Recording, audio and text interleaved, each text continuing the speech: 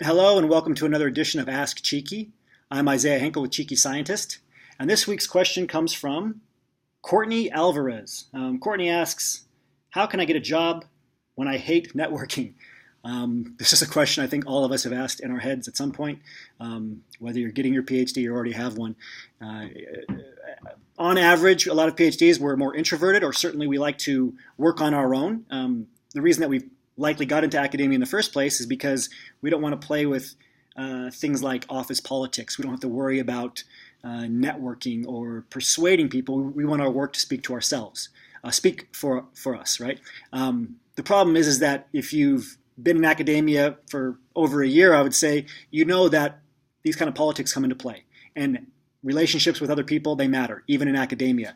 You probably noticed that a lot of the largest labs, a lot of the same PIs, they get the same big grants over and over again because it's not just what you know, it is also who you know. And you can't escape this, not even in academia. And you can hate it, you can blame other people for it, doesn't matter. At the end of the day, you need to be able to network and communicate with people and build rapport in order to advance your career, no matter where you want to advance your career, what position that you want. And certainly you need to do this in industry because networking is the currency of industry. So if you hate networking, what you need to do is you just need to lower I like to say, the activation energy of going to networking events and to reaching out to people. First and foremost, make sure you're doing your networking early in the morning. Set a simple goal, like reaching out to 2 people every day. They could be 2 people that you already know that you're reconnecting with or following up with, or 2 new people. But do it first thing in the morning. We've all told ourselves we're going to go to a networking event or reach out to somebody, worked in the lab all day or worked on our thesis all day or whatever it might be, taught all day. At the end of the day, we thought, okay, I'll do it tomorrow. So do it first thing in the morning. And what that really comes down to is making it a priority because it is the most important part of your job search. Also, set other goals too. So we just talked about setting a goal of reaching out to 2 people. Once you have a goal, you take away uncertainty, which takes away that energy draining feeling you have when you think about networking.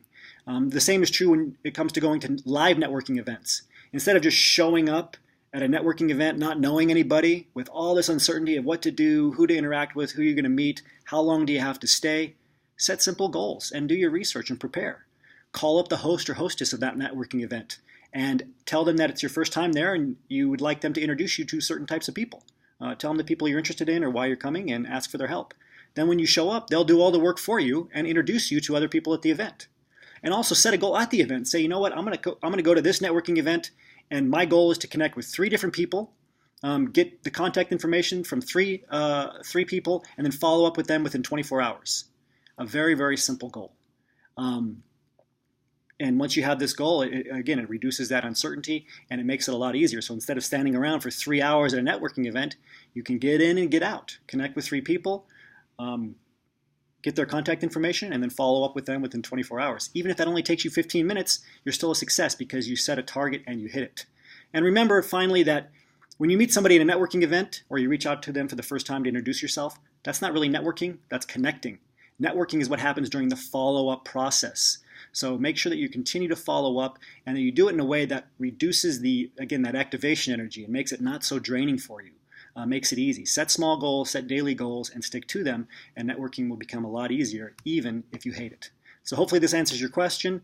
Until next time, remember your value as a PhD and start thinking and acting like a successful industry professional.